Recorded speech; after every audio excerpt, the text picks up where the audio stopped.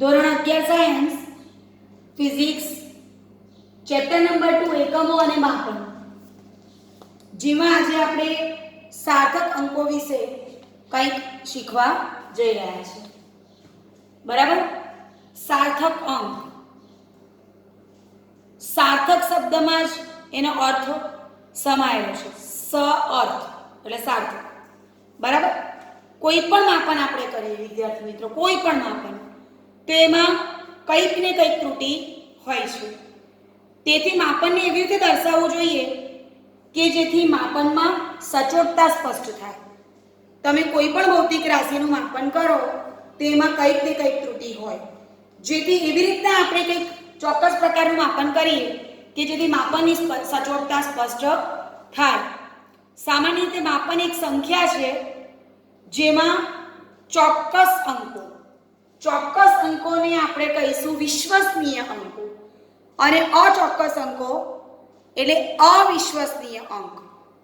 કોઈ પણ ભૌતિક રાશિના માપન કરતી વખતે ચોક્કસ અંક એટલે કે વિશ્વસનીય અને અચોક્કસ અંક એટલે અવિશ્વસનીય અંકોનો એમાં સમાવેશ થતો હોય છે. બરાબર. જેમાં ખાસ કરીને પ્રથમ અચોક્કસ અંક એમ આપણે ક્લેરિફાઈ કરી શકીએ. તો વિદ્યાર્થી મિત્રો, ભૌતિક રાશિનું માપન દર્શાવતી સંખ્યામાં ચોકસાઈપૂર્વકના અંકો ઉપરાંત પ્રથમ અચોક્કસ છતાં અર્થપૂર્ણ, ચોકસાઈપૂર્વકના અંક છે એના પછી આવશે તરત, એમ અચોક્કસ છે પણ એને પોતાનો અર્થ છે. અર્થપૂર્ણ એવા અંક સાથે લખાતી સંખ્યા એટલે શું? સાર્થક સંખ્યા. અને આ સાર્થક સંખ્યામાં સમાવિષ્ટ અંકને આપણે કહીશું સાર્થક અંક. ફરીથી આ સમજશો તો તમારા માટે મુદ્દો વધુ સરળ થઈ જશે. ભૌતિક રાશિનું માપન દર્શાવતી સંખ્યામાં ચોકસાઈપૂર્વકના અંકો ઉપરાંત પ્રથમ અચોક્કસ છતાં અર્થપૂર્ણ એવા અંક સાથે લખાતી સંખ્યા એટલે શું? સાર્થક સંખ્યા. અને સાર્થક સંખ્યાના અંકોને આપણે કહીશું સાર્થક અંક. બરાબર. હવે કોઈ પણ સાર્થક સંખ્યામાં છેલ્લે આપણે સંખ્યા લખીએ, સપોઝ હું લખું છું 123.45, તો પાછળની વાત છે. કોઈ પણ સાર્થક સંખ્યામાં છેલ્લે એટલે કે જમણી બાજુ આવતો સાર્થક અંક અનિશ્ચિત અંક છે. બરાબર. હવે સાર્થક અંકની કઈ ઉપયોગિતા ખરી કે? તો છે. શું ઉપયોગિતા છે? તેના લીધે બિનજરૂરી મોટી ગણતરી કરવાની મહેનત બચે છે. આટલી મોટી સંખ્યા હોય એને આપણે સાર્થક અંકને ધ્યાનમાં રાખીને કરીએ તો નાની અમસ્તી થઈ જાય, તો લાંબી ગણતરી અને વધુ મહેનતથી આપણે બચી શકીએ છીએ. કોઈ પણ માપનને જુદા જુદા એકમમાં પરિવર્તિત કરવાથી સાર્થક અંકની સંખ્યા બદલાતી નથી. ધારો કે હું સિમ્પલ એક્ઝામ્પલ લઉં છું. 3 કિલોમીટર બરાબર 3000 મીટર બરાબર 3000 ગુણ્યા 10 ની 2 સેન્ટીમીટર બરાબર 3000 ગુણ્યા 10 ની 3 મિલીમીટર. વસ્તુ તો એની જ છે. વાક્ય સમજો. કોઈ પણ માપનને જુદા જુદા એકમમાં પરાવર્તિત કરવાથી સાર્થક અંકોની સંખ્યા બદલાતી નથી. બરાબર. એક સરસ મજાનું એક્ઝામ્પલ તમને આપું છું, એકદમ સરળ અને સમજાઈ જાય તેવું. સાદા લોલકનો આવર્તકાળ છે 1.62 સેકન્ડ.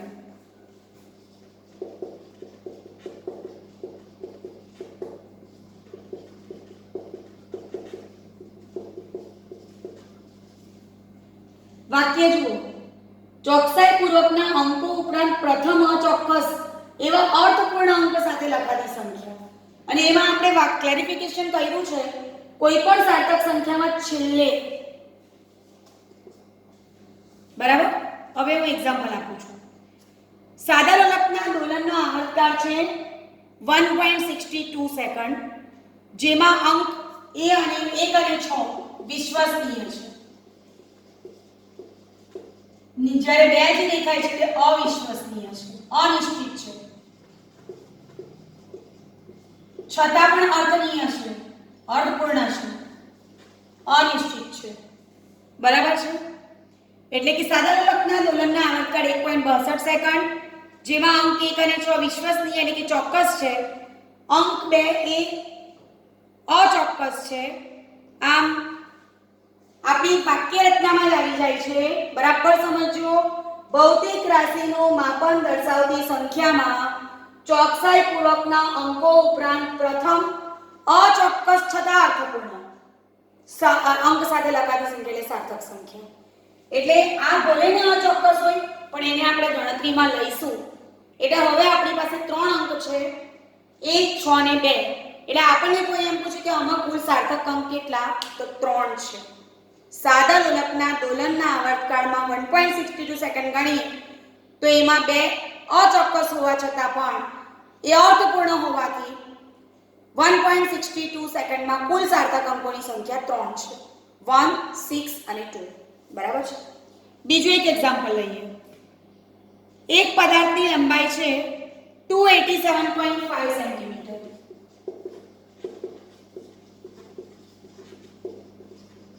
છેલ્લો આંક કયો, 5. તો 2, 8 ને 7 ચોક્કસ અંકો, જ્યારે 5 અચોક્કસ. છતાં પણ આપણે આગળ વાત કરી પ્રમાણે અર્થપૂર્ણ છે માટે એને આપણે ગણતરીમાં લઈશું. તો 2, 8, 7 ચોક્કસ છે, 5 અચોક્કસ છે.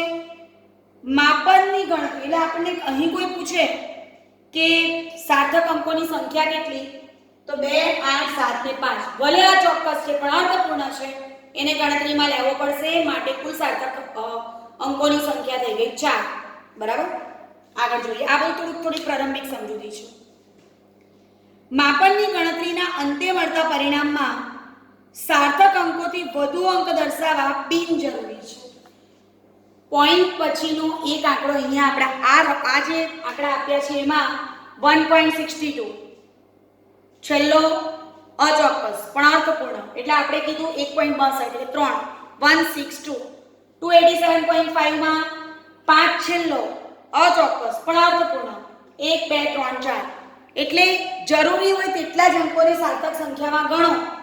વધારે પડતા અંકો આપણે દર્શાવીશું તો તેને કારણે અનિશ્ચિતતા ઓર વધી જશે અને બિનજરૂરી બાબત થશે. કારણ કે તેના લીધે માપનની સચોટતા એટલે વિભેદન આગળ આપણે શીખી ગયા છે એનો ખ્યાલ સ્પષ્ટ થતો નથી.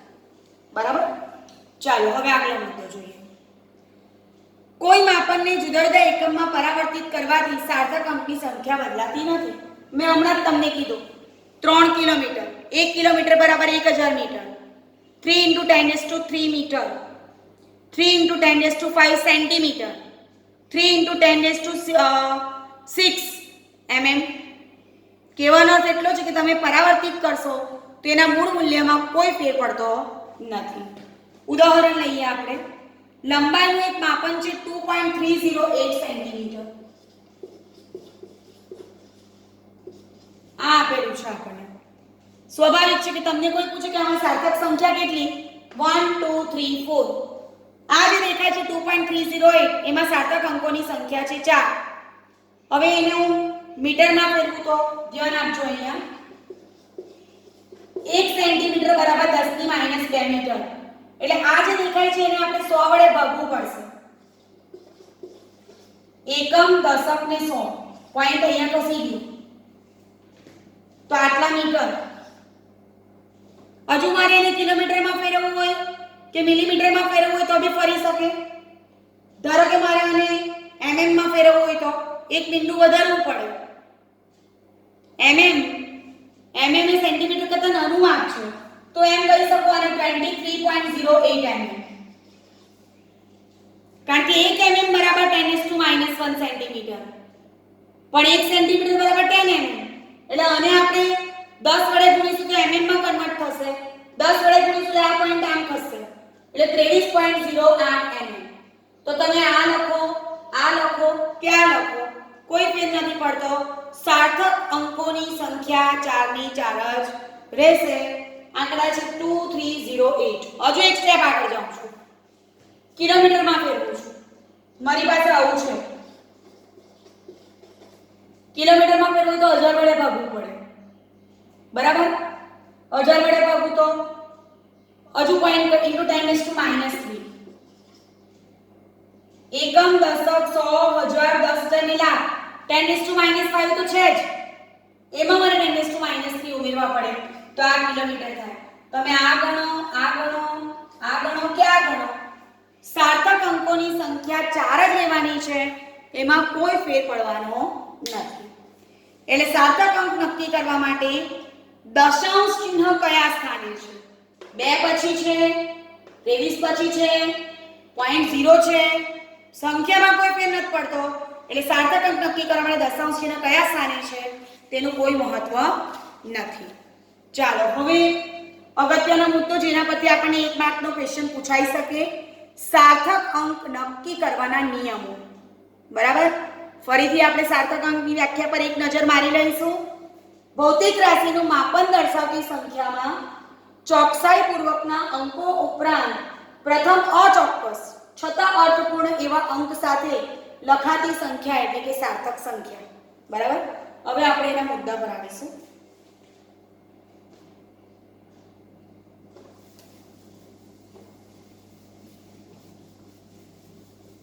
એક એક મુદ્દો જોતા જઈએ. સાર્થક અંકો નક્કી કરવા માટેના નિયમો.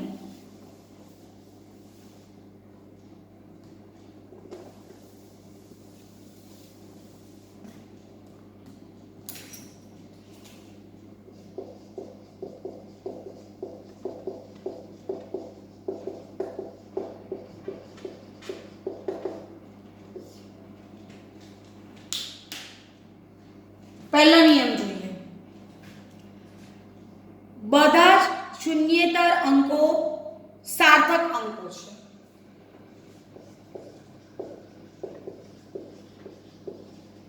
બધા જ શૂન્યેતર એટલે શૂન્ય સિવાયના અંકો સાર્થક અંકો છે. આ આપણું પહેલું વિધાન થઈ ગયું જે આપણે ટેક્સ્ટબુકમાં ઓલરેડી આપણને આપેલું છે. બધા જ શૂન્યેતર અંકો સાર્થક અંકો છે. આપણે જાણીએ છીએ આ વસ્તુ, એમ પણ જોઈ લઈએ જરા. પહેલો મુદ્દો છે આપણો. બરાબર, હું એક એક્ઝામ્પલ આપું છું તમને. હું અત્યારે મેં હમણાં એક તમને સંખ્યા આપી 123.45 એ જ લાવું છું. બધા જ શૂન્યેતર અંકો, શૂન્ય સિવાયના અંકો, એઝ પર એક્ઝામ્પલ 123.45. બધા જ શૂન્યેતર અંકો સાર્થક અંકો છે. એટલે અહીં આપણને સાર્થક અંકોની સંખ્યા 1 2 3 4 5 દેખાય છે. એટલે કુલ સાર્થક અંકો થઈ ગયા 5.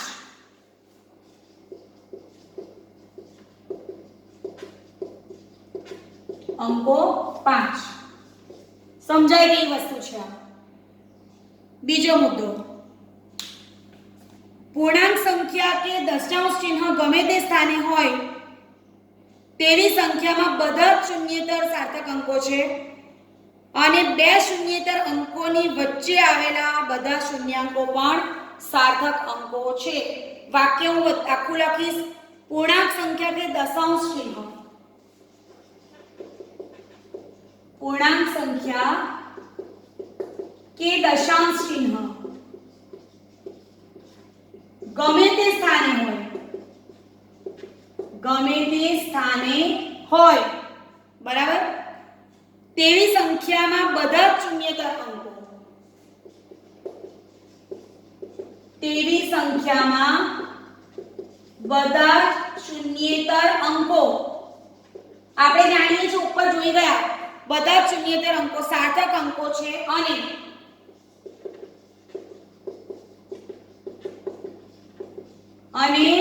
શૂન્યેતરની વચ્ચે જે આપણે લઈશું અને બે શૂન્યેતરની વચ્ચે આવેલા શૂન્યાંકો પણ સાર્થક અંકો છે. બે શૂન્યેતર એટલે શૂન્ય સિવાયના બે શૂન્યેતર અંકોની વચ્ચેના શૂન્યો પણ સાર્થક અંકો છે. જો સમજો બરાબર. પૂર્ણાંક સંખ્યા કે દશાંશ ચિહ્ન ગમે તે સ્થાને હોય, અહીંયા તમે જોઈ શકો છો, તેવી સંખ્યાના બધા જ શૂન્યેતર અંકો સાર્થક અંકો છે. અહીંયા દશાંશ ચિહ્ન મેં અહીંયા મૂક્યું છે 123.45 તો સાર્થક સંખ્યા 5 છે. હું 12.345 લઉં તો બી 5 છે. હું 12,345 લઉં તો બી 5 છે. હું 1,234.5 લઉં તો બી 5 છે. અને બીજું છે આ વસ્તુ અગત્યની, બે શૂન્યેતર અંકોની વચ્ચેના શૂન્ય પણ સાર્થક અંકો છે. દાખલા તરીકે હું લઉં છું, કોઈ પણ એક મુદ્દો લઈ શકું, 12007.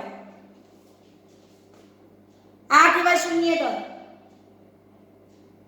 2 ને 7 એની વચ્ચેના શૂન્ય એટલે આ શું બનશે? 12,007. બરાબર ને? તો 1 2 3 4 5 નિયમ શું છે આપણો? બે શૂન્યેતર અંકોની વચ્ચેના શૂન્ય પણ સાર્થક અંકો છે. આ બંને શૂન્યેતર છે, એની વચ્ચેના અંકોને આપણે સાર્થક અંક ગણીશું. હવે એને એકમ આપણે કોઈ પણ કન્સિડર કરી શકીએ. ફોર એક્ઝામ્પલ સેન્ટીમીટર લઉં છું, તો આ આંકમાં 12007 એમ ટોટલ 5 અંકો સાર્થક અંકો છે. બરાબર છે? ટૂંકમાં તમારે જોઈ લેવાનું, શૂન્યેતર આજુબાજુ હોય ને વચ્ચે શૂન્ય હોય તેને સાર્થક અંકમાં ગણીશું. બરાબર છે?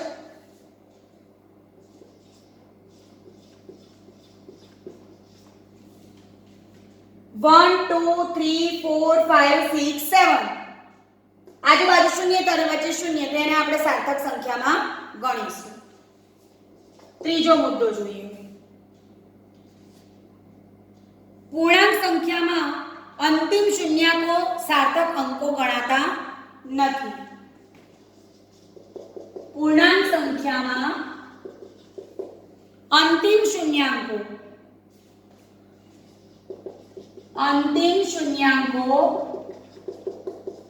સાર્થક અંકો ગણાતા નથી.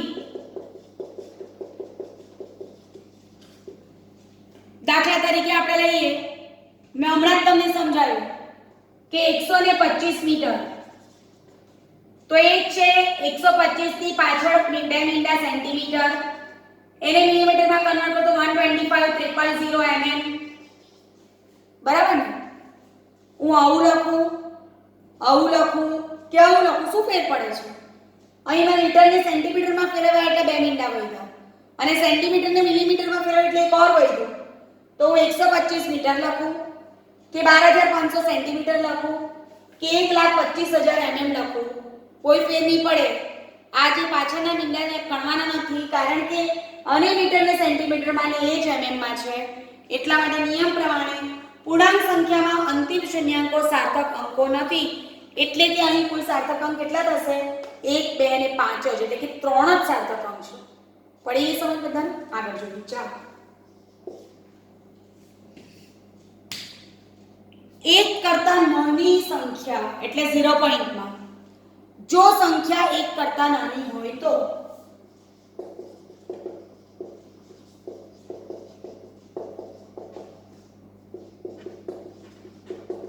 એક કરતા નાની છે પહેલું જોઈ લેવાનું. તો દશાંશ ચિહ્નની જમણી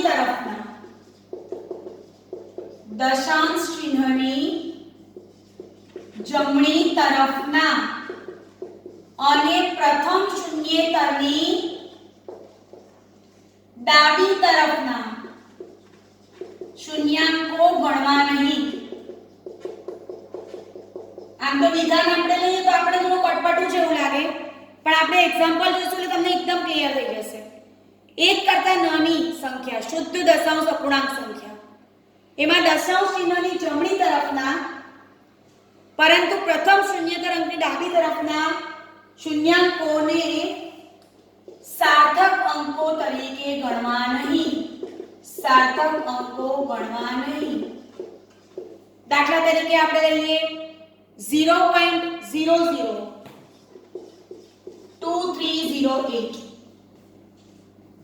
હવે આ આંકડો 0 પોઈન્ટ આગળ જોઈ લેવાનું. પહેલા આ એક કરતા નાનું છે. નિયમ જુઓ, દશાંશ ચિહ્નની જમણી તરફના અને પ્રથમ શૂન્યેતરની ડાબી તરફના. આ પ્રથમ શૂન્યેતર એટલે શૂન્ય સિવાયની. પ્રથમ શૂન્યેતરની ડાબી તરફના શૂન્ય સાર્થક સંખ્યામાં ગણાય નહીં. ફરીથી, સંખ્યા 1 કરતા નાની છે કે નહીં પહેલું જોઈ લેવાનું. જો સંખ્યા 1 કરતા નાની હોય તો દશાંશ ચિહ્નની જમણી તરફના અને પ્રથમ શૂન્યતની ડાબી તરફના શૂન્ય ગણવા નહીં, એટલે આને નહીં ગણવાના. એટલે કુલ સાર્થક સંખ્યા થઈ ગઈ 2308. બરાબર. બીજું એક એક્ઝામ્પલ,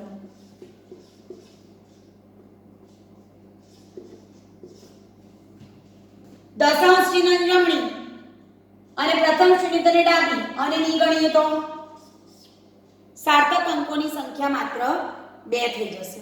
બરાબર. આ આપણો ચોથો મુદ્દો આવી ગયો. પાંચમો મુદ્દો, દશાંશ ચિહ્નવાળી સંખ્યામાં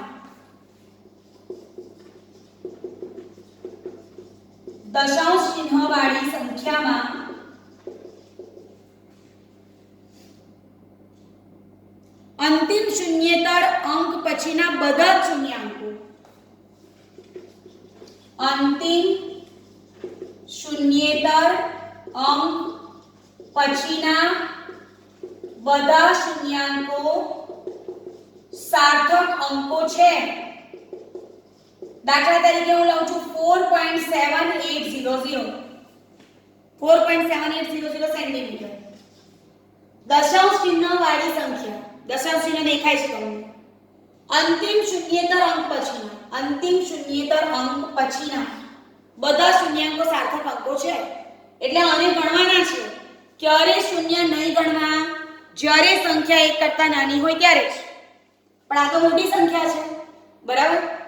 તો દશાંશ ચિહ્નવાળી સંખ્યામાં અંતિમ શૂન્યેતર અંક પછીના શૂન્યાંકો સાર્થક અંકો છે.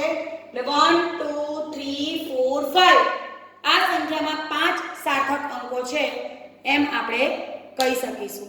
બરાબર છે. 0.06900 જોજો અહીંયા હે કે આમાં બે નિયમ લાગુ પડશે. આગલો નિયમ જુઓ, સંખ્યા 1 કરતા નાની, દશાંશ ચિહ્નની જમણી અને શૂન્યતાની ડાબી અને નહીં ગણવાનું. પણ દશાંશ ચિહ્નવાળી સંખ્યામાં અંતિમ શૂન્યેતર પછીના શૂન્ય ગણવાના. એટલે 1 2 3 4 ચાર સાર્થક અંકો થશે. બરાબર છે. હવે એના માટે એક નાનો મસ્ત એક્ઝામ્પલ છે તે હું સાથે લઈ લઈશ, કારણ કે એ આપણી બુકમાં આપેલો છે એટલા માટે જોઈએ આપણે. આઈ થિંક એ આપણને સ્વાધ્યાયમાં આપ્યો છે. સ્વાધ્યાયનો 2.10 છે, પણ એ સાથે લઈ લઈએ આપણે, કારણ કે આની સાથે તમારી થોડીક પ્રેક્ટિસ થઈ જશે એટલા માટે. નીચે આપેલી સંખ્યાના સાર્થક અંકો નક્કી કરો. પહેલું છે 0.007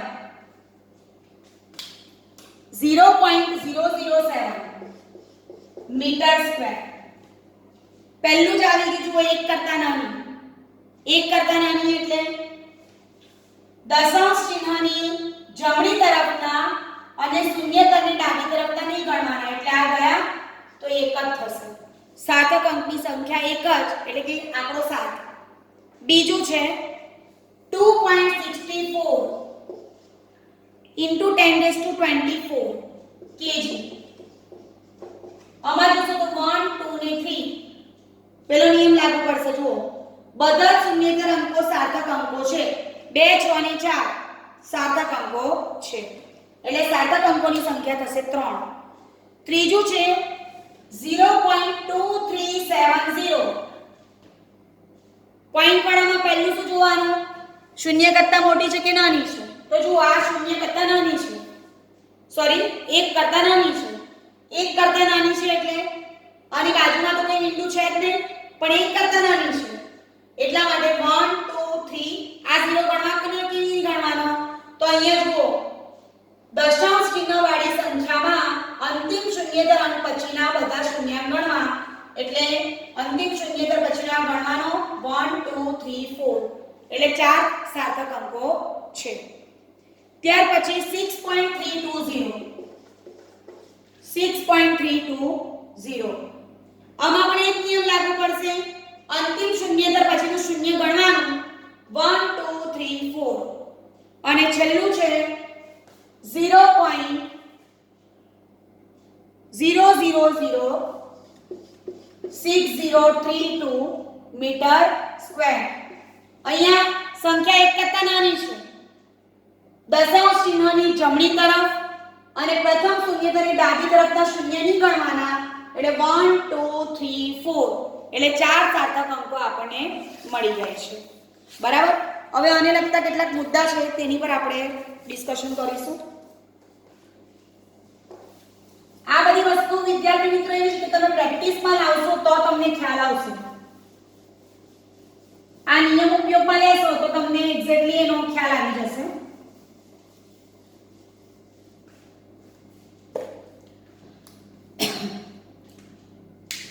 જો માપનની સંખ્યામાં અંતિમ શૂન્યાંકો આપેલા હોય તો તેનો ઉદ્દેશ માપનની સચોટતા દર્શાવવાનો છે, એટલા માટે શૂન્યાંકો સાર્થક અંકો છે. ફરીથી, જો માપનની સંખ્યામાં અંતિમ શૂન્યાંકો આપેલા હોય, કોઈ પણ માપનની સંખ્યા હોય એમાં છેલ્લે શૂન્યાંક આવતા હોય તેની વાત કરે છે, તો તેનો ઉદ્દેશ માપનની સચોટતા દર્શાવવાનો છે.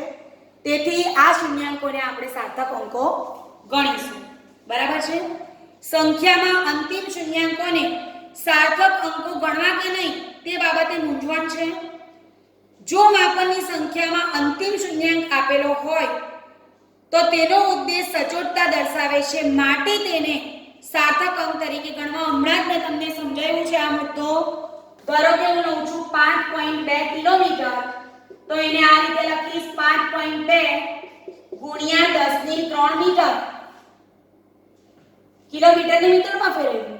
હજુ આગળ જાઓ 5.2 * 10⁵ સેન્ટીમીટર, મીટરને સેન્ટીમીટરમાં ફેરવ્યું. હજુ આગળ જાઓ 5.2 * 10⁶ mm, મિલીમીટરમાં ફેરવ્યું. આ બધાનો અર્થ કેવો થાય છે? એક જ થાય છે. બરાબર છે. ટૂંકમાં આપણને કોઈ સાર્થક અંકો પૂછે તો આ નહીં ગણવાનું, 1 2. ખ્યાલ આવી ગયો? આગળ જોઈએ. એટલે સપોઝ મને એક સંખ્યા અમુક પ્રમાણે લઉં છું. મને આપી છે 4.700 મીટર, આટલું આપ્યું છે. તો આપણો નિયમ શું હતો? અંતિમ શૂન્યેતર પછીના શૂન્યાંકો સાર્થક અંકો છે, એટલે આમાં કુલ સાર્થક અંક કેટલા થયા? 4 થયા. હવે હું સેન્ટીમીટરમાં ફેરવું તો સેન્ટીમીટરમાં ફેરવીશ તો શું થશે? 2 મીંડા ખસશે, એટલે 4.700 ગુણ્યા 100 એટલે 470.0 સેન્ટીમીટર. સપોઝ આનો મિલીમીટરમાં ફેરવું તો 1 મીંડું ઓર બચશે, 4700 મિલીમીટર. તો તમે આ ગણો કે આ ગણો, બધામાં સાર્થક અંકોની સંખ્યા કેટલી છે? 4 જ છે. બરાબર છે. એટલે કે માત્ર સંખ્યાના એકમ બદલવાથી, તમે કિલોમીટરને મીટરમાં ફેરવો કે સેન્ટીમીટરમાં ફેરવો કે એમએમમાં ફેરવો, એનાથી સાર્થક અંકોની સંખ્યામાં કોઈ ફેર પડતો નથી. સાર્થક અંકો નક્કી કરવા માટેનો શ્રેષ્ઠ ઉપાય એ છે કે માપનની સંખ્યાને વૈજ્ઞાનિક સંકેત અનુસાર દર્શાવી છે. જુઓ, કિલોમીટર મીટરમાં, મીટર સેન્ટીમીટરમાં અને સેન્ટીમીટરથી mm. આ રીતે એને દર્શાવવું જોઈએ. દાખલા તરીકે મારી પાસે હોય 246.35 kg, 246.35 kg, તો એના ઉપર લખી શકું 2.4635 * 10⁻² kg. એકમ દશકને 100 મીંડા એટલે 10⁻² ધ્યાન ખેંચી લીધું, તો 2.4635 * 10⁻² kg. સાર્થક અંકો 1 2 3 4 5, 1 2 3 4 5. આગળ જોઈએ. કોઈ પણ માપનને દર્શાવવાની વૈજ્ઞાનિક સંકેત પદ્ધતિ એ આદર્શ પદ્ધતિ છે. સાર્થક અંકના નિયમનું પાલન કરવું પડે.